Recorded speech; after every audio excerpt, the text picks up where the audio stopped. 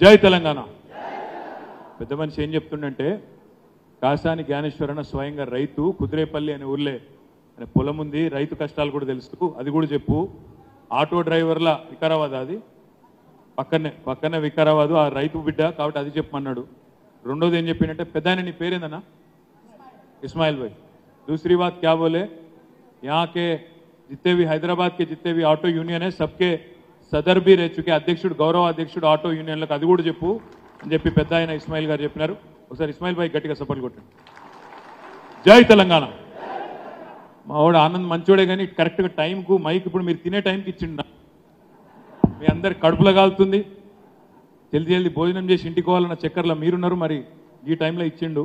మా తమ్ముడు, యువకుడు, ఉత్సాహవంతుడు, మీ అందరి అభిమాన నాయకుడు, స్వల్ప తేడాతో ఓటమి పాలైనా మరి ఈరోజు మీకు అందుబాటులో ఉంటూ బ్రహ్మాండంగా పార్టీని తిరిగి మళ్ళీ గెలిపించే దిశగా పార్లమెంట్లో ముందుకు తీసుకొని పోతున్న సభాధ్యక్షుడు డాక్టర్ మెతుకు ఆనంద్ గారికి, గౌరవనీయులు పెద్దలు చేవెళ్ళ చెల్లెమ్మగా ఆనాడు రాజశేఖర్ రెడ్డి గారికి ఆప్తురాలు, ఈరోజు కేసీఆర్ గారి ఆడబిడ్డగా మళ్ళీ ఒక్కసారి మీ అందరికీ చేవెళ్లలో నేను మా అభ్యర్థిని గెలిపిస్తానంటూ తన భుజస్కంధాల పైన మన అన్న జ్ఞానేశ్వర్ అన్న గెలుపును బాధ్యతగా తీసుకున్న అక్క శ్రీమతి సబితా ఇంద్రారెడ్డి గారికి, అన్నగారు మీ అందరికీ సుపరిచితులైన పెద్దలు మన పార్లమెంట్ అభ్యర్థి కాసాని జ్ఞానేశ్వర్ అన్న గారు, చేవెళ్ల శాసనసభ్యులు మీ అందరికీ ఆప్తులు గౌరవనీయులు కాలే యాదన్న గారికి, గౌరవనీయులైన శాసన మండలి సభ్యురాలు పెద్దలు శ్రీమతి సురభి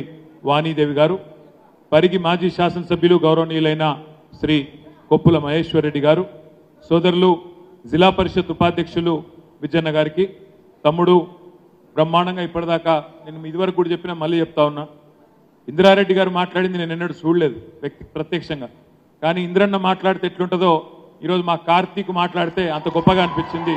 మా తమ్ముడు పట్లోళ్ళ కార్తీక్ రెడ్డి గారికి, గౌరవనీయులు నాగేంద్ర గౌడన్న గారు, గౌరవనీయులు అన్నగారు శ్రీశైల్ రెడ్డి గారు, అదేవిధంగా వేదిక పైన ఆసీనులైన మా తమ్ముడు రాజు గౌడ్ గారు మాజీ గ్రంథాలయ సంస్థ అధ్యక్షులు, వేదిక పైనున్న గౌరవ జెడ్పీటీసీలు, మండల ప్రజాపరిషత్ అధ్యక్షులు, వివిధ మండలాల పార్టీ అధ్యక్షులు, సింగిల్ విండోల అధ్యక్షులు, అదేవిధంగా వేదిక పైన ఉన్న గౌరవనీయులైన కౌన్సిలర్లు, ఇతర ప్రజాప్రతినిధులు, పేరు పేరున అందరికీ, వేదిక ముందున్న పత్రికా మిత్రులకు, అందరికంటే ముఖ్యంగా ఇవాళ నాయకులు పార్టీ వదిలిపోయినా మేమున్నాం కేసీఆర్ కంటూ విచ్చేసిన మా గులాబీ కుటుంబ సభ్యులందరికీ పేరు పేరున హృదయపూర్వకంగా నమస్కారాలు.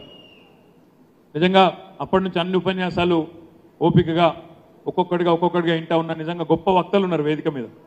ఎందుకంటే ఒకరికి మించిన ఉపన్యాసం ఒకరు బ్రహ్మాండంగా చెప్పినారు. కానీ మా తమ్ముడు ఇప్పుడే ఒక చిన్న చిట్టిచ్చిండు రాజు, ఎంత చక్కగా చెప్పిండంటే అందులో, అన్నా 2014లో ఎంపీని గెలిపించినాం టీఆర్ఎస్ నుంచి విశ్వేశ్వరరెడ్డిని, ఆయన ఇలా పేరు మార్చుకోక తప్పని పరిస్థితి వచ్చింది. విశ్వేశ్వరరెడ్డి కాదు, ఆయన విశ్వాసం లేని రెడ్డి అయిపోయిండు, విశ్వాసం లేని రెడ్డి ఆయన. ఇక 2018లో మీరు రంజిత్ రెడ్డిని పంపించిండ్రు. ఈ రంజిత్ రెడ్డి గారు నిన్న మొన్నటి దాకా మన దగ్గరనే ఉన్నాడు, ఇప్పుడు రన్నింగ్ చేసుకుంటూ పోయి కాంగ్రెస్ పార్టీలో చేరిండు. ఆయన రంజిత్ రెడ్డి కాదు రన్నింగ్ రెడ్డి అని చెప్పిండు మా తమ్ముడు. కాబట్టి నిజంగా కూడా ఇద్దరు ఎంపీలను మీరు గెలిపించినా, మీరు కష్టపడి వీళ్ళ ముఖాలు ఇదివరకు ప్రజలకు తెలియకపోయినా మీరే పరిచయం చేసి మీరే గట్టిగా నిలబడి ఇద్దరు ఎంపీలను గెలిపించినా వాళ్ళు మనకు విశ్వాసఘాతకం ఇలా చేసింది. అందుకే సబితకు ఒక మాట, గొప్ప మాట చెప్పింది. ఇవాళ రంజిత్ రెడ్డి కానీ విశ్వేశ్వర్ రెడ్డి కానీ మిమ్మల్ని తక్కువ అంచనా ఇస్తా ఉన్నారు. ఏమనుకుంటున్నారంటే వాళ్ళు మాకు చాలా పెద్దోళ్ళు దొరికిండ్రు, నాకు మోడీ దొరికిండని ఒక ఆయన అనుకుంటాడు, నాకు రేవంత్ రెడ్డి దొరికిండని ఒక ఆయన అనుకుంటాడు. కానీ వాళ్ళు మర్చిపోతున్నారు, ఏ రేవంత్ రెడ్డి లేని నాడు, ఏ నరేంద్ర మోడీ దిక్కు లేని నాడు మీరే వాళ్ళని గెలిపించింది అనే మాట వాళ్ళు మర్చిపోతున్న విషయం గుర్తు విషయం ఆ బాధ్యత మన మీదనే ఉన్నదన్న మాట కూడా నేను విజ్ఞప్తి చేస్తా ఉన్నా. ఇంకొక మాట కూడా నేను మీకు గుర్తు చేస్తా ఉన్నా. ఆనాడు 2014లో కానీ 2018లో కానీ మీరు నిబద్ధతతో పార్టీ ఎవరికి టికెట్ ఇస్తే వాళ్ళ కోసం మీరు పనిచేసినారు. కానీ వాళ్ళ విశ్వాసఘాతకం చేసి తల్లి పాలు దాగి రొమ్ము గుద్దినట్టు మరి రంజిత్ రెడ్డి కానీ విశ్వేశ్వర్ రెడ్డి కానీ ఇద్దరు కూడా గెలిపించిన వాళ్ళను వదిలేసి ఇతర ప్రాంతాలకు, ఇతర పార్టీలకు పోయినారు. ముఖ్యంగా రంజిత్ రెడ్డి గారు అయితే దారుణంగా వ్యవహారం చేసినాడు. ఆయనంతటా ఆయనే వచ్చినాడు ఎలక్షన్లు అయిపోయినాక. అన్నా మనం మీటింగ్ పెట్టాలి, జల్దీ పోవాలి, జల్దీ జల్దీ ప్రచారం చేయాలన్నాడు. నేను నమ్మిన. వచ్చిండు. గమ్మత్ ఏంటంటే నేను మొన్న కూడా చెప్పిన, మళ్ళొకసారి చెప్తా మీకు. చాలా విచిత్రం అనిపిస్తుంది నాకు ఒక్కసారి తలుచుకుంటే. మీరు మీటింగ్ పెట్టండి అన్నాడు. అందరం కూర్చున్నాం తెలంగాణ భవన్లో. సబితక్క, ఆనందన్న, అందరం ఎమ్మెల్యేలు అందరూ కూర్చున్నాం. గాంధీ వచ్చిండు, ప్రకాష్ గౌడ్ అని వచ్చిండు, మా యాదన్న వచ్చిండు, మహేష్ అన్న వచ్చిండు, రోహిత్ వచ్చిండు. అందరం కూర్చొని ఇక మనం ఎట్లా పోదాం ఎలక్షన్లకు, ఎట్లా ఉరుకుదాం, అందరికంటే ముందు రాష్ట్రంలో మనమే మీటింగులు పెట్టుకోవాలి, మనమే ప్రజల దగ్గరికి పోవాలి. స్వల్ప తేడాతో ఓడిపోయినాం. 4 ఎమ్మెల్యేలు ఉన్నారు, 3 ఓడిపోయినరు, అది కూడా తక్కువతో ఓడిపోయినాం. జల్దీ పోతే బాగుంటుంది అన్నాడు. సరే అని చెప్పి రంజిత్ రెడ్డి గారు అభ్యర్థిని ప్రకటించినాం. ప్రకటించిన తర్వాత ఆయన్నే అడిగిండు, అన్నా మరి మనం కార్యకర్తల సమావేశాలు కూడా పెట్టుకుందామని. ఆ రోజు మొదటి రోజు చేవెళ్ళ పరిగి పెట్టుకున్నాం. రెండో రోజు వికారాబాద్ తాండూరు ఉండే. చేవెళ్ళ పరిగి పోదామని చెప్పి నేను రంజిత్ రెడ్డి గారు హైదరాబాద్లో బయలుదేరినాం. బయలుదేరితే మొన్న కూడా చౌరస్తా కాడ మన ఈయన కూడా తోడైండు, పట్నం మహేందర్ రెడ్డి. ఆయన ఇద్దరు కార్లు ఎక్కిండ్రు. నేను ముంగట కూర్చున్నాను, ఇద్దరు వెనక కూర్చున్నారు. ఇక మాట్లాడుకుంటా ఉన్నాం. మహేందర్ అన్నకు నేను చెప్తున్నా, మహేందర్ అన్న నీ మీద పుకార్లు వస్తున్నాయి, నువ్వు కాంగ్రెస్ పార్టీలోకి పోతావని, ఆ తప్పు చేయకు, నష్టపోతావు. సరే నీ భార్య మొన్న ద్రోహం చేసింది నాకు తెలుసు, వికారాబాద్లో కూర్చొని ఆనందను ఒడగొట్టింది, తాండూరులో కూర్చొని ఆనాడు మన సోదరుడు రోహిత్ ఒడగొట్టే ప్రయత్నం చేసింది. కానీ నువ్వు మళ్ళొక్కసారి బుద్ధి తక్కువ పని చేయకు, ఎందుకంటే కేసీఆర్ గారిది పెద్ద క్షమాగుణం ఉన్నది. నీ మీద చెవేళ్ల మీద కూడా కుట్ర చేసింది, మా యాదనను కూడా ఓడగొట్టే ప్రయత్నం చేసింది. కానీ ఆ బుద్ధి తక్కువ పని చేయకు, కాంగ్రెస్ అనే పార్టీ, ఆ పార్టీలోకి పోతే మునిగిపోతావని చెప్పిన. నేను ఎక్కడ పోతానా, నేను ఎక్కడ పోను డైలాగులు అన్నాడు. పరిగిపోయినాం. ఆ రోజు చేవేళ్ళ మీటింగ్ అయింది, పరిగిపోయినాం. మహేష్ అన్న మంచి భోజనం పెట్టిండు. పెట్టినాక మీటింగ్కి పోతుంది. మీటింగ్లో ఇక చూడాలి యాక్టింగ్లు. ఈ మధ్యన మన ఆర్ఆర్ఆర్ అనే పాటకు, ఆర్ఆర్ అనే సినిమాకు ఆస్కార్ అవార్డు వచ్చింది. నిజంగా యాక్టింగ్కు ఇంకా ఆస్కార్ అవార్డు ఇచ్చేది ఉంటే రంజిత్ రెడ్డికి మహేందర్ రెడ్డికి కలిపియాలి. అరే ఏం యాక్టింగ్ ఆ రోజు.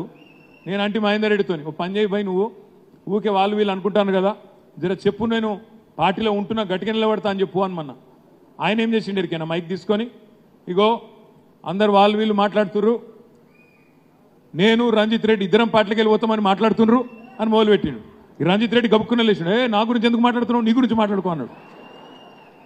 ఏం యాక్టింగ్ అంటే నేను పరిశాన్ బా ఎంత గట్టి వాళ్ళు ఉన్నారు ఇద్దరు అనుకున్నా. ఇవాళ ఒక ఆయనేమో మల్కాజ్గిరి ఎంపీ అభ్యర్థి, ఇంకొక ఆయనేమో చేవేళ్ళ ఎంపీ అభ్యర్థి కాంగ్రెస్. ఆలోచించండి, అంటే ఇంత ద్రోహం, తల్లి పాలు దాగి రొమ్ము గుద్దే ద్రోహం. ఒక ఆయననేమో జీవితంలో మొదటిసారి మంత్రి చేసింది కేసీఆర్, మొదటిసారి. పట్నం మహేందర్ రెడ్డి అంటే ఆయన రాజకీయంలోకి వచ్చిన నాటి నుంచి కలలు కంటాడు. అట్లాంటి వ్యక్తిని ఒకసారి కాదు 2 సార్లు మంత్రి చేసిన నాయకుడు కేసీఆర్ గారు. గడ్డం రంజిత్ రెడ్డి ఎవరో ఈ ప్రాంతంలో ఎవరికి తెలియదు. అట్లాంటి ఒక అనామకుడిని తీసుకొచ్చి ఇక్కడ ఎంపీగా నిలబెట్టింది కేసీఆర్, గెలిపించింది మీరు. ఈ ఇద్దరు కూడా ఇవాళ తల్లి పాలు దాగి రొమ్ము గుద్దిన ద్రోహులు. అట్లాంటి వాళ్ళను తప్పకుండా శిక్షించవలసిన బాధ్యత మన మీద ఉన్నది అనే మాట నేను మీకు విజ్ఞప్తి చేస్తా ఉన్నా.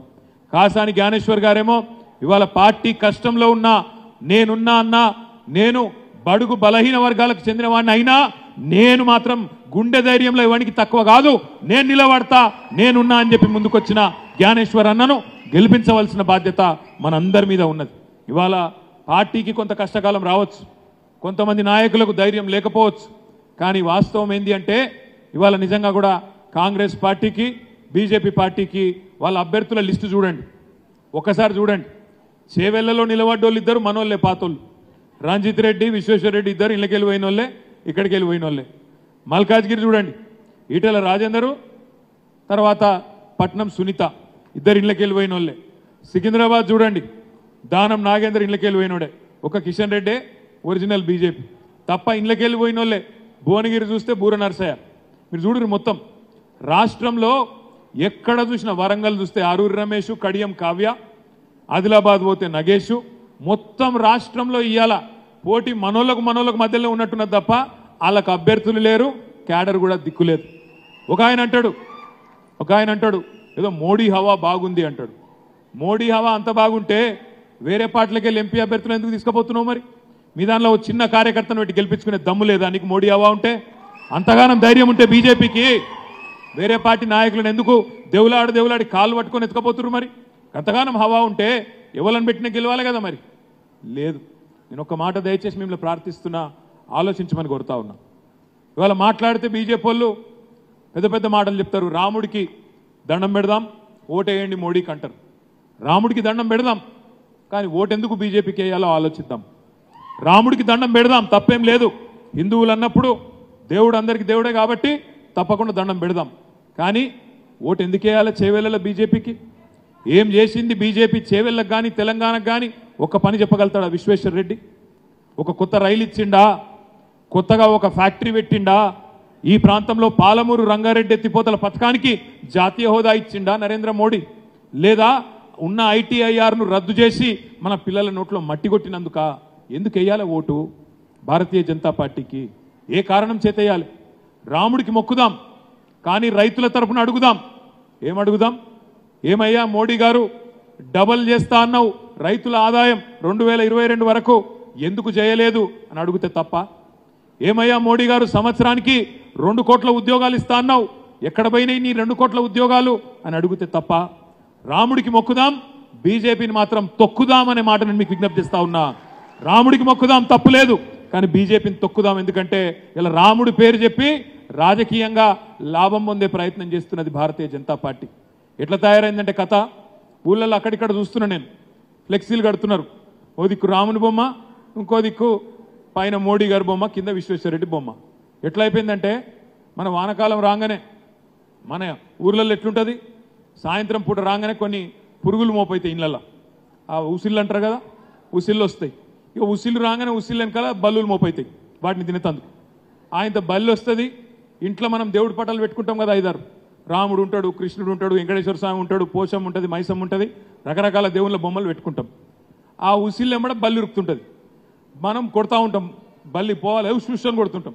ఆయనతో బల్లి ఏం చేస్తుంది, పోయి దేవుని పటం మీద కూర్చుంటుంది. ఇక దేవుని పటం మీద కూర్చున్నాక ఏం చేస్తాం, దండం పెట్టాల్సిందే తప్ప కొట్టలేం కదా. ఇలా బీజేపీ పరిస్థితి కూడా అట్లే ఉన్నది. చేసిందేమి లేదు కాబట్టే ఈ దేశానికి కానీ ఈ దేశంలో ఉన్న పేదలకు కానీ చేసిందేమి లేదు కాబట్టే దేవుణ్ణి అడ్డం పెట్టుకొని రాజకీయం చేస్తున్నది భారతీయ జనతా పార్టీ. అందుకే నేను అంటున్నా, రాముడికి మొక్కుదాం, బీజేపీని తొక్కుదామని నినాదం తీసుకుందాం, తప్పకుండా నిలదీద్దాం. తెలంగాణకు ఒక్క మెడికల్ కాలేజ్ ఇయ్యలే బీజేపీ, తెలంగాణకు ఒక్క ఇంజనీరింగ్ కాలేజ్ ఇయ్యలే బీజేపీ, తెలంగాణకు ఒక నవోదయ పాఠశాల ఇయ్యలే భారతీయ జనతా పార్టీ, ఒక్క ప్రాజెక్టుకు జాతీయ హోదా ఇయ్యలే భారతీయ జనతా పార్టీ. అలాంటి దిక్కుమాలిన పార్టీకి ఎందుకు ఓటేయాలని నేను అడుగుతున్నా. ఏం సాధించినరు 10 ఏళ్లలో, ఏం చేసినరు మీరని నేను అడుగుతున్నా. ఇచ్చిన మాటలు ప్రజలకు ఒక్కటన నిలబెట్టుకున్నాడా మోడీ గారు? రైతుల ఆదాయం డబల్ అన్నాడు, అయిందా? రైతుల ఆదాయం డబల్ అయిందా? 2022 వరకు ఈ దేశంలో రైతుల ఆదాయం డబల్ చేస్తా అన్నాడు, చేయలే. 2 కోట్ల ఉద్యోగాలు సంవత్సరానికి అన్నాడు, ఇయ్యలే. ఎందుకు వెయ్యాలి మరి మనం ఓటు? 60 రూపాయలున్న డీజిల్ను 95 రూపాయలు చేసినందుక, లేదా 70 రూపాయలున్న పెట్రోల్ను 110 చేసినందుక ఎందుకు వెయ్యాలి భారతీయ జనతా పార్టీ ఓటు? పప్పు పిరం, ఉప్పు పిరం, నూనె పిరం, చింతపండు పిరం, అన్ని పిరం చేసినందుకు వేయాలనా నరేంద్ర మోడీకి ఓటు? డీజిల్ రేటు పెంచుతుంది, డీజిల్ రేటు పెంచితే ఏమవుతుంది? కూరగాయల రేట్లు పెరుగుతాయి, రవాణా సరుకుల రవాణా ఛార్జీలు పెరుగుతాయి, అన్ని నిత్యావసర వస్తువుల ధరలు పెరుగుతాయి. అందుకే మన ఆడబిడ్డలకు చెప్పాలి, ఈయన ప్రియమైన ప్రధానమంత్రి కాదు, పిరమైన ప్రధానమంత్రి. ఈయన మామూలోడు కాదు, అన్ని పిరం చేసిన ప్రధానమంత్రి నరేంద్ర మోడీ గారు. 400 సిలిండర్ను 1200 చేసిన పిరమైన ప్రధానమంత్రి నరేంద్ర మోడీ. ఇక్కడున్న మా మిత్రులందరూ నేను ఆలోచించమని అడుగుతున్నా. రాముడికి మొక్కుదాం, కానీ 15 లక్షల రూపాయలు ఏడవైనారా అని అడగద్దా? అన్నాడా లేదా? भाइयों बहनों मित्रों, 15 लाख आप सभी के अकाउंट में जन धन खाता खोलो, धन धन डाल दे तो అన్నడా? వచ్చినాయా? మరి ఎందుకు వేయాలి ఓటు? 15 లాఖ వేయలే, 2 కోట్ల ఉద్యోగాలు ఇయ్యలే, ఇచ్చింది ఏమి లేదు, హల్లికి హల్లి, సున్నాకు సున్నా. అందుకే వేయాలన్నా విశ్వేశ్వరరెడ్డి కోటు? ఏమిటికి వేయాలి? ఆగం కాకుండ్రి. రాముడి బొమ్మ ముంగట పెడితే మొక్కుండ్రి, కానీ చెప్పుండ్రి రాముడి బొమ్మకు మొక్కుతాం, బీజేపీని మాత్రం చేవెళ్లలో పండబెట్టి తొక్కుతాం, మళ్ళీ మా కారునే గెలిపిస్తామనే మాట తప్పకుండా చెప్పాలనే మాట నేను మీకు విజ్ఞప్తి చేస్తా ఉన్నా. రంజిత్ రెడ్డి గారి పార్టీ గురించి ఎంత తక్కువ చెప్పుకుంటే అంత మంచిది. కాంగ్రెస్ పార్టీ, ఈ కాంగ్రెస్ పార్టీ ఎట్లుందంటే మన వాళ్ళకి ఇప్పుడిప్పుడే వ్యవహారం అర్థమవుతుంది. పాపం ఏదో చిన్న చిన్న కోపాలతోని మా వాడు తమ్ముడు ఆనంద్ ఆ రోజు పలకరించిండు, పలకరియలేదు. ఇప్పుడే మన వాళ్ళు ఎవరో చెప్పారు, సబితక్క చెప్పింది, ఆనంద్ ఏమున్నా ముఖం మీదే అంటాడని. రాజకీయంలో కొంత లౌక్యంగా తీయటి పుల్లటి మాటలు మాట్లాడాలి. పాపం మనోడు ఏంటంటే డాక్టరు, చదువుకున్నాడు, అందగాడు కాబట్టి ఏమున్నా అందగాడే కదా, కాబట్టి ఏమున్నా ముఖం మీదే అంటాడు పుసుకున. ఇక అది తెలియక తెలిసి అట్లా అంటాడు. ఇక మా యాదన్ననేమో మామూలుడు కాదు. యాదన్న ఏమున్నా కడుపులో తల పెడతాడు, అల్మించుకుంటాడు, మీద పడతాడు. అందుకే ఆయన యాదన్న అన్నం మేము అందరం యాదిరెడ్డి పటేల్ అంటాం. ఆయన మామూలుడు కాదు. ఆయన పటేన్ల దగ్గర పటేన్లు ఎక్కుంటాడు, మిగతా వాళ్ళ దగ్గర మిగతా వాళ్ళు ఎక్కుంటాడు. మామూలుడు కాదు యాదన్న. అందుకే యాదన్ననేమో బ్రహ్మాండంగా గెలుచుకుంటూ వస్తున్నాడు. మా తమ్ముడేమో చదువుకున్నాడు, కొత్తగా వచ్చిండు కాబట్టి పాపం కొన్ని విషయాలు ఇంకా లోకజ్ఞానం ఇంకా పూర్తిగా లౌక్యం ఇంకా రాలేదు. కానీ తప్పకుండా గొప్ప నాయకుడు అవుతాడు ఆనందన విశ్వాసం నాకున్నది. మంచి నాయకుడు అవుతాడు, తప్పకుండా నేర్చుకుంటాడన్న విశ్వాసం కూడా నాకున్నది. ఈ ఓటమి రేపు రాబోయే విజయానికి ఒక తొలి మెట్టు. ఇది మొదటి అడుగు అని నేనైతే అనుకుంటా ఉన్నా. ఇంకొక మాట కూడా నేను మీకు విజ్ఞప్తి చేస్తున్నా, ఒకసారి గుర్తు తెచ్చుకోండి. ఎన్ని అబద్ధాలు చెప్పొచ్చిరండి కాంగ్రెస్ వాళ్ళు. ఉత్తగానే వచ్చి కూర్చున్నారా వాళ్ళు? ఎన్ని కథలు చెప్పిండ్రు. ఇలా పోటీ ఎవరెవరికి జరుగుతున్నది. 10 ఏళ్ల నిజానికి 100 రోజుల అబద్ధం మధ్యన జరుగుతున్నది పోటీ. 10 ఏళ్ల నిజం, ఇలా 100 రోజుల అబద్ధం. చూడండి ఎన్ని అబద్ధాలు, ఒకటా రెండా? రేవంత్ రెడ్డి గారే చెప్పిండ్రు కదా స్వయంగా. ఏమన్నాడు ఆయన? ఉరుకుండ్రి బ్యాంకుకు, ఉరుక్కుంటా పోండి, జల్దీ పోండి, ఇప్పటిదాకా తీసుకోని వాళ్ళు ఉంటే లోన్లు తెచ్చుకోండి, నేను వస్తూనే ఉన్నా, డిసెంబర్ 9 నాడు సంతకం పెడతా అన్నాడు. డిసెంబర్ 9 అనుకున్నాడు మొదలు ప్రమాణ స్వీకారం చేసేది, సోనియా గాంధీ బర్త్డే.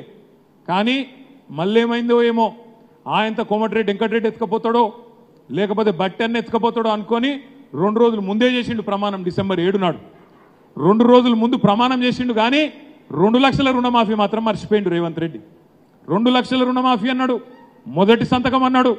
కానీ నిన్న విలేకరు అడిగింది ఒక ఆమె తుక్కుగూడలో, ఏమని, ఏం రేవంత్ రెడ్డి గారు మరి 2 లక్షల రుణమాఫీ ఏమైందని రైతులు అడుగుతున్నారు అంటే, అది పెద్ద సీరియస్గా తీసుకునే ముచ్చట కాదమ్మా, పెద్ద సీరియస్గా తీసుకునే ముచ్చట కాదు అంటున్నాడు. ఇలా రైతులకు నోటీసులు వస్తున్నాయి బ్యాంకుల నుంచి, కడతవా సస్తవా అని. మీరు కట్టకపోతే మళ్ళీ రుణం ఇయ్య అంటున్నారు. కానీ ముఖ్యమంత్రి ఏమంటున్నాడు? సీరియస్గా తీసుకోవద్దు అంటున్నాడు. ఇంకా సిగ్గుచేటు ఏంటంటే రేవంత్ రెడ్డి గారి మాట, నిన్న పత్రికా సమావేశంలో మాట్లాడుతున్నాడు రేవంత్ రెడ్డి. పరిపాలన నా చేతుల్లో లేదు, ఎలక్షన్ కమిషన్ చేతుల్లో ఉంది అంటుండు. ఇక మరి ముఖ్యమంత్రిగా నువ్వెందుకయ్యా నాయన, నాకు అర్థం కాదు. పరిపాలన అల్టిమేట్గా ముఖ్యమంత్రి గారి చేతుల్లోనే ఉంటుంది. తాత్కాలికంగా ఎలక్షన్ కమిషను ఓ 2 నెలల పాటు ఎలక్షను సజావుగా జరిగేందుకు సమన్వయం చేస్తుంది. కానీ పరిపాలన ముఖ్యమంత్రి గారి చేతుల మీదనే ఉంటుంది. కానీ రేవంత్ రెడ్డి గారికి అది కూడా తెలియదు పాపం. ఎందుకంటే మీకు తెలుసు, ఆయనే చెప్పిండు ఎలక్షన్ ముందు, సార్ మరి నీకు పరిపాలన అనుభవం లేదు కదా, ఎట్లా నడుపుతావు అంటే ఏమన్నాడు? ముఖ్యమంత్రి పదవి ఏముందా, గుంపు మేస్త్రి పదవి అని మాట్లాడిండు. ఆయననేమో గుంపు మేస్త్రి ముఖ్యమంత్రి, ఇక ప్రధానమంత్రి ఏమో తాపీ మేస్త్రి. ఇద్దరు కలిసి తెలంగాణకు సమాధి కట్టే చక్కర్లు ఉన్నారు. నేను మీకు అందుకే చెప్తున్నా, వాళ్ళు సమాధి కట్టే చక్కర్లో ఉన్నది మనకే, మన తెలంగాణ పార్టీకి, మన పార్టీకి సమాధి కట్టాలనే 2 పార్టీలు ఇవాళ ఒకటై కలిసి పనిచేసే ప్రయత్నం చేస్తూ ఉన్నాయి. మొన్న ఇప్పుడే తమ్ముడు కార్తీక్ చెప్పినాడు, అసెంబ్లీలోనేమో ఆనాడు బీజేపీ వాళ్ళు కాంగ్రెస్కు సహకరించినారు, ఈరోజు అందుకే మరి కాంగ్రెస్ పార్టీ నాయకులు భారతీయ జనతా పార్టీకి సహకరించే ప్రయత్నం చేస్తూ ఉన్నారు. కానీ అర్థమైపోయింది రేవంత్ రెడ్డి గారికి కూడా, చేవెళ్లలో గెలిచే పరిస్థితి లేదు అనే విషయం అర్థమైంది. అందుకే నిన్న మొన్నటిదాకా ఇన్ఛార్జ్ అని పెట్టుకున్నాడు, ఇప్పుడు తప్పుకున్నాడు, సైడ్ అయిపోయిండు, పక్కకు పోయిండు. ఎందుకంటే మళ్ళీ ముఖ్యమంత్రి గుండి సీటు ఓడిపోతే పరువు పోతుంది. అందుకే తప్పుకొని వేరే ఆయనను పెట్టిండు. పాపం ఆయనను బలికా బక్రా ఆయన చేస్తున్నాడు. ఎందుకంటే అర్థమైపోయింది, జ్ఞానేశ్వర్ గారు గెలుస్తున్నారు, తప్పకుండా మీ దయతో, మీ ఆశీర్వాదంతో తప్పకుండా బడుగు బలహీన వర్గాల గొంతుక పార్లమెంట్లో వినబడుతుందనే మాట ఆయనకు కూడా అర్థమైంది. కాబట్టే ఇలా ఆలోచనలో పడ్డాడు. రంజిత్ రెడ్డి గారు పార్టీ మారిన తర్వాతనైతే నిజంగా కూడా చాలా చాలా దారుణమైన, నేను చూస్తూ ఉన్నా సోషల్ మీడియాలో పిల్లలు తిడుతూ ఉన్నారు, నీకు ఏమైంది, ఏం పుట్టింది, ఎందుకు మారినావు పార్టీ, ఏం అక్కర వచ్చిందని అడుగుతూ ఉన్నారు. రాజకీయాల్లో గెలుస్తాం ఓడుతాం, అయితే పారిపోతామా, రణరంగం విడిచిపెట్టి పారిపోతామా? ఆలోచన చేయాలి. రాజకీయాల్లో ఒక ఎలక్షన్ ఓడతాం కావచ్చు, ఒక ఎలక్షన్ గెలుస్తాం కావచ్చు, అయినంత మాత్రం వెళ్ళిపోతామా? నాకు ఇక్కడికి వచ్చేటప్పుడు ఒక పత్రికలో, ఒక పేపర్లో ఒక వార్త చూసిన నేను, రంజిత్ రెడ్డి గారు ఫోన్లు చేస్తున్నారు, ఫోన్లు చేసి బతిమలాడుతున్నారు. ఇక్కడ ఉన్న వాళ్ళందరికీ ఫోన్లు చేసిండా? చేసిన వాళ్ళు ఒకసారి చేయలేవట్టు, ఎవరికి ఫోన్లు వచ్చినాయో? అదే అందుకే అండి, ఎవరెవరికి ఫోన్లు వచ్చినాయో ఒక్కసారి, ఏం సిగ్గుపడకూరు, ఏం కాదు కొంతమందికి చేసిండు. ఇవాళ మీటింగ్ వచ్చేటోళ్ళకి కూడా ఫోన్లు చేసిండట. ఫోన్లు చేసి మీటింగ్ పోకండి అంటాడట. నేను ఒకటే అడుగుతున్నా, మిమ్మల్ని ఒకటే ఆలోచించమని కోరుతున్నా. ఇవాళ మన పార్టీ అధికారంలోకి వచ్చింటే రంజిత్ రెడ్డి పోతుండేనా కాంగ్రెస్లకు? పోతుండేనా? మరి ఇవాళ ఆయన అవకాశం కోసం, ఆయన స్వార్థం కోసం ఆయనతో ఆయన చూసుకున్నాడు. ఆయన గురించి మనకెందుకు ఉండాలో ఫికర్, మనకెందుకు ఉండాలో ఆలోచన? ఆయన అంటుండట, మీరు పార్టీ మారకపోయినా పర్వాలేదు, అందులోనే ఉండుండ్రి, కానీ నాకు చేయండి అంటుండంట. నేను ఒకటే అడుగుతున్నా మిమ్మల్ని, రేపటి రోజున ఏదన్నా ఉన్న ఈ పార్టీలో ఉండి, మన పార్టీలో ఉండి కాంగ్రెస్ పార్టీకి సహకరిస్తే మీకు ఆ గ్రామంలో కనీసం కాంగ్రెస్ ఓడన విలువిస్తాడా? కాంగ్రెస్ ఓడన ఇజ్జతిస్తాడా? మీకు ఆలోచించండి. గుంజాయిష్ ఇయ్యకండి, గుంజాయిష్ పెట్టుకోకండి. ఆ కర్మ మనకు అవసరం లేదు. ఆయన స్వార్థం కోసం ఆయన పోయిండు, ఆయన అవకాశాల కోసం, ఆయన అధికారం కోసం ఆయన పోయిండు. అట్లాంటి అవకాశవాదిని ఖచ్చితంగా ఓడగొట్టవలసిన బాధ్యత నిజమైన తెలంగాణ బిడ్డలుగా మన మీద ఉన్నది తప్ప మనకు వాళ్ళ లెక్క అట్లా చేసుకోవాల్సిన అవసరం లేదు. ఇంకొక మాట కూడా నేను ఆలోచించమని మిమ్మల్ని కోరుతా ఉన్నా. ఇక్కడ ఉన్నాడు మన కరెక్టే 10 వికారాబాద్ ఎలక్షన్లో పార్టీ తరఫున ఇన్ఛార్జ్ ఇస్తే ఇక్కడికి వచ్చి పనిచేసిండు. ఆ క్రమంలో మీ అందరికి దగ్గర అయిండు, దగ్గరుండి అన్ని వ్యవహారాలు చూసుకున్నాడు కాబట్టి దగ్గర అయిండు. కానీ ఇప్పుడే తమ్ముడు చెప్పిండు ఆనంద్, బావనే ప్యాకాటనే. రంజిత్ రెడ్డి ఎన్నికల్లో ఓడగొట్టిన తర్వాత మళ్ళీ వస్తే ఇంటికి వస్తే ఛాయ్ అయిపోయింది, ఓడిపోయినావు కదా సరే అని చెప్పి ఓదార్చుంది, తప్పేం లేదు. కానీ ఇప్పుడు మాత్రం కాంగ్రెస్ పార్టీలకు పోయిన తర్వాత తప్పకుండా నువ్వు అవతలోనివే, నువ్వు దుష్మన్వే, ఈ ఎలక్షన్లో మాత్రం నిన్ను బరాబర్ ఓడగొడతామనే ఒక కసిని కమిట్మెంట్ను చూపెట్టాల్సిన బాధ్యత మన మీద ఉన్నది. రేపు మన పార్టీనే ఖతం చేయాలని కాంగ్రెస్ పార్టీ ప్రయత్నం చేస్తుంటే, మన నాయకుడు కేసీఆర్ గారి బిడ్డ కవితమ్మను వాళ్ళు వచ్చి అరెస్ట్ చేస్తుంటే అదే రోజు నవ్వుకుంటూ తుల్లుకుంటూ పోయి రేవంత్ రెడ్డితో కండువా కప్పించుకున్నాడే రంజిత్ రెడ్డి గారు. ఆయనకున్నదా మరి మన మీద ప్రేమ? మన నాయకుడి మీద ప్రేమ ఉందా? ఆయనకు రాజకీయ జీవితం ఇచ్చిన కేసీఆర్ మీద ఆయనకే ప్రేమ లేనప్పుడు మనకెందుకు ఉండాలా, మనకెందుకు ఆ పట్టింపు అనే మాట నేను మిమ్మల్ని ఆలోచించమని కోరుతా ఉన్నా. దయచేసి సెంటిమెంట్లకు ఆయింట్మెంట్లకు పడిపోకుండ్రి. అరే నేను మీ రంజిత్ అన్నాను కదా, మీ దగ్గరోని కదా, నువ్వు దగ్గరోని కానీ దూరం అయిపోయినావన్నా, వేరే పార్టీలో పోయినావు, దొంగలలో కలిసిపోయినావు, రేవంత్ రెడ్డి పక్కన పోయినవంటనే, కాంగ్రెస్ పక్కన పోయినవంటనే ప్రజలు చీకొడుతున్నారు అనే మాట రంజిత్ రెడ్డి గారికి చెప్పవలసిన బాధ్యత మన మీద ఉన్నది. చూడండి వాళ్ళ మాటలు, కాంగ్రెస్ పార్టీ నాయకుల మాటలు మీరు వింటున్నారు, రేవంత్ రెడ్డి గారి మాటలు. ఆయన మాట్లాడితే ఇంకా ప్రతిపక్షంలో ఉన్నట్టే మాట్లాడుతున్నాడు, పిచ్చి పిచ్చి మాటలు. చేవెళ్ళకు వచ్చి అన్నాడు, చేవెళ్ళలో మీటింగ్ పెట్టి ఏమంటాడు, మొగోనివైతే ఒక సీటు గెలువు కేసీఆర్ అంటాడు. నేను వెంటనే చెప్పిన, రేవంత్ రెడ్డి గారు ఒక్క సీట్ అంటున్నావు కదా, మొత్తం రాష్ట్రంలో 17 సీట్లున్నాయి, నువ్వు అంత మొగోనివైతే నువ్వు కొడంగల్ రాజీనామా చేయి, నేను సిరిసిల్ల రాజీనామా చేస్తా, ఇద్దరం మల్కాజ్గిరిలో తెలుసుకుందాం దా, నీ సిట్టింగ్ సీట్లో తెలుసుకుందాం దా అని చెప్పిన. ఇప్పటి వరకు అత్తలేడు పత్తలేడు. చూడండి మీరు, ఆయనకు కూడా విశ్వాసం లేదు, అందుకే ఓడిపోయే సీటును పట్నం మహేందర్ రెడ్డికి అడ్డగట్టిండు. మల్కాజ్గిరి ఎట్లాగో వీకిందని చెప్పి ఇక దారికి పోయే దరిద్రాన్ని నువ్వు వంటించుకో అని చెప్పి మహేందర్ రెడ్డికి అది అడ్డగట్టిండు, అది అవుట్. ఇక్కడ చేవల్ల ఇక్కడ రంజిత్ రెడ్డి పార్టీ మారంగానే ఇక్కడ కూడా అవుట్. మన పోటీ ఇక్కడ ఎవరితో ఉన్నదా అంటే ఖచ్చితంగా బీజేపీతోనే ఉన్నది. అందుకే నేను అంటున్నా, రాముడికి మొక్కుదాం, బీజేపీని మాత్రం తొక్కుదాం అనే మాట నేను మీకు విజ్ఞప్తి చేస్తా ఉన్నా. మనకేమి ఇయ్యలే బీజేపీ, కాంగ్రెస్ వాళ్ళు అంతకంటే దుర్మార్గులు. చూస్తున్నారు మీరు ఎట్లెట్లా మాట్లాడుతున్నారో. నా కొడకల్లారా జేబుల కత్తెర పెట్టుకొని తిరుగుతున్నా, కట్ చేస్తా అంటాడు. ఎవడన్నా ముఖ్యమంత్రి మాట్లాడతాడే మాటలు గిసండి మాటలు? కట్ చేసి పేగులు కట్ చేసి మెడలు వేసుకుంటా అంటాడు. నువ్వు ముఖ్యమంత్రివా బోటి కొట్టేటోనివా? నాకు అర్థం కాదు. మెడల పేగులు వేసుకొని తిరుగుతాను. ఆయన జేబుల కత్తెర పెట్టుకొని ఎవరు తిరుగుతారన్నా? జేబుల కత్తెర పెట్టుకొని ఎవరు తిరుగుతారు? జేబు దొంగలు తిరుగుతారు. అయ్యా రేవంత్ రెడ్డి గారు, జేబుల కత్తెర జర అటు ఇటు అయితే డేంజర్, జాగ్రత్తగా ఉండమని చెప్పి కూడా నేను విజ్ఞప్తి చేస్తున్నా. ఏం మాట్లాడుతున్నాడు అన్న ఆయన? సెక్రటేరియట్ పోతాడు, లంకె బిందెలు ఉన్నాయి అనుకున్నా, ఈడ ఖాళీ కుండలు ఉన్నాయి అంటాడు. లంకె బిందెల కోసం గడ్డపారలు పట్టుకొని, తటపారలు పట్టుకొని, నెత్తి మీద తువాల కప్పుకొని అర్ధరాత్రి ఎవరు తిరుగుతారన్నా? పచ్చి దొంగలు తిరుగుతారు. మరి ఈయన ఇదివరకు ఏం చేస్తున్నాడో నాకు తెలియదు, కానీ గిసంటోడు మన ముఖ్యమంత్రి అయ్యిండు మన కర్మానికి. నేను అంటున్నా ఇవాళ రేవంత్ రెడ్డి గారు, నీ డైలాగ్ ఉంది కదా, ఫేవరెట్ డైలాగ్, మొగోనివైతే గెలువు అన్నావు కదా. నేను అడుగుతున్నా రేవంత్ రెడ్డి గారు, మొగోనివైతే రైతులకు ఇచ్చిన మాట 2 లక్షల రుణమాఫీ చేసి చూపెట్టు అనే మాట నేను డిమాండ్ చేస్తున్నా. మొగోనివైతే ఆడబిడ్డలకు చెప్పినావు కదా, నెలకు 2,500 రూపాయలు ఇస్తా అని 1,67,00,000 మంది ఆడబిడ్డలకు ఆ పని చేసి చూపెట్టు. మొగోనివైతే ముసలవ్వకు ముసలయ్యకి ఇద్దరికి ఇస్తా, నెలకు 4,000 ఇస్తా అని చెప్పినావు కదా, ఆ పని చేసి చూపెట్టు. మగోనివైతే కరెంటీ, మగోనివైతే పాలమూరు రంగారెడ్డి ఎత్తిపోతల పథకానికి జాతీయ ప్రాజెక్టు హోదా తీసుకురా. గా పని చేయి. ఎంతసేపు సొల్లు పురాణం, అదే కేసీఆర్ని తిట్టుడు, 4 నెలలు అయితే కూడా ఇంకా అదే తిట్ల పురాణం తప్ప కొత్త మాట మాత్రం ఏం లేదు. దయచేసి నేను మిమ్మల్ని ప్రార్థించేది ఒకటే, మనం పొరపాటున కాంగ్రెస్ పార్టీకి ఓటేస్తే మనం ప్రజలకు చెప్పాలి, 2 లక్షల రుణమాఫీ చేయకపోయినా మాకే ఓటేసిండ్రు కాబట్టి ఎందుకు చేయాలి? చెయ్యడు. 10,000 పోయి 15,000 ఇస్తా అన్నాడు రైతులకు, ఇయ్యకపోయినా మాకే ఓటేసిండ్రు అన్నప్పుడు ఎందుకు ఇయ్యాలి? ఇయ్యడు. 4,000 ఇస్తా అన్నాడు ముసలోళ్లకు, ఇయ్యకపోయినా నాకే ఓటేసిండ్రు కాబట్టి నేను ఇయ్య అంటాడు. ఆడబిడ్డలకు 2,500 రూపాయలు ఇస్తా అన్నాడు, ఇయ్యలేదు. ఇయ్యకపోయినా నాకే గుద్దిండ్రు కాబట్టి రేపు ఇయ్య అంటాడు. ఏమంటాడు రేపు? కేసీఆర్ మొత్తం నాశనం చేసి పోయిండు, నాకు ఇచ్చే పరిస్థితి లేదుగా, ఇక వచ్చే ఎలక్షన్లో చూసుకుంటా, అప్పటిదాకా నేను ఇయ్య అని చెప్పేస్తాడు. ఇది పక్కా రాసి పెట్టుకొని. ఇంకొక మాట కూడా ఇక్కడికి వచ్చిన మా సోదరులను కూడా నేను ఆలోచించమని కోరుతా ఉన్నా. మా తమ్ముడు ఉత్తగానే చెప్పలే కార్తిక్ రెడ్డి, కాంగ్రెస్ బీజేపీ కలిసి పనిచేస్తున్నాయనే మాట. నేను ఈ మాట చెప్తే కొద్ది గమ్మత్ అనిపిస్తుంది, నిజమా అనిపిస్తుంది. కానీ ఏం జరుగుతుందో చూడండి. రాహుల్ గాంధీ ఉన్నాడు పైన ఢిల్లీలో. రాహుల్ గాంధీ ఏమో ఆయన పాపం నడుస్తున్నాడు ఏదో జోడో జోడో యాత్ర అని. ఆ జోడో యాత్రలో రాహుల్ గాంధీ అంటున్నాడు చౌకీదార్ చోర్ హై అంటాడు. చౌకీదార్ అంటే వాళ్ళు చౌకీదార్ చోర్ హై అంటాడు రాహుల్ గాంధీ. మన రేవంత్ రెడ్డి గారు ఏమంటున్నాడు?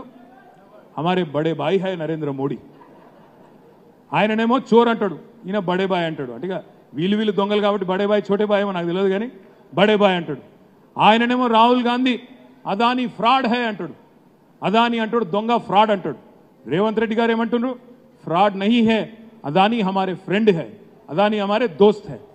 ఆయన అంటాడు Rahul Gandhi Gujarat model fake model హై, గోల్మాల్ మోడల్ హై అంటాడు. ఈయనేమంటుండు? గుజరాత్ మోడల్ గోల్డెన్ మోడల్ హై, హమ్ తెలంగాణకు భీ గుజరాత్ మోడల్ బనాయింగే అని ఈయన అంటాడు. రాహుల్ గాంధీ ఏమో ఢిల్లీలో నిన్నగాక మొన్న పబ్లిక్ మీటింగ్ పెట్టి లిక్కర్ స్కామ్ లేదు, మన్ను లేదు, కేజ్రీవాల్ని అరెస్ట్ చేసుడు అన్యాయం అని రాహుల్ గాంధీ అంటాడు. ఈయనేమంటాడు? లిక్కర్ స్కామ్ జరిగింది, కవితమ్మని అరెస్ట్ చేసుడు కరెక్టు అని ఈయన అంటాడు. నాకు తెలియక అడుగుతున్నా, ఈ రేవంత్ రెడ్డి అంటే ఆయన రాహుల్ గాంధీ కోసం పనిచేస్తుండా, మోడీ కోసం పనిచేస్తుండా? నాకైతే అనుమానమే ఉన్నది. ఇవన్నీ చూస్తుంటే నాకు ఒక డౌట్ కూడా కొడుతున్నది. ఇవన్నీ చూస్తుంటే నాకైతే డౌట్ ఉన్నది.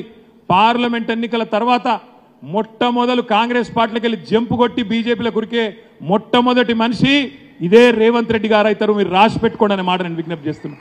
ఈ మాట నేను చెప్తే మీకు కొద్దిగా ఎక్కువ అనిపిస్తుంది. ఇప్పుడు గుర్తుపెట్టుకోండి, ఇది గుర్తుపెట్టుకోండి. నేను ఇప్పటికి 15 సార్లు చెప్పిన ఈ మాట.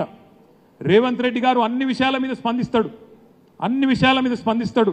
కానీ ఇప్పటికీ నేను 15 సార్లు అన్న రేవంత్ నువ్వు ఓతావు బీజేపీలో, కానీ ఒక్కసారి కూడా మాట్లాడతలేడు దాని మీద. మాత్రం తేలుగుట్టిన దొంగలు ఉన్నాడు.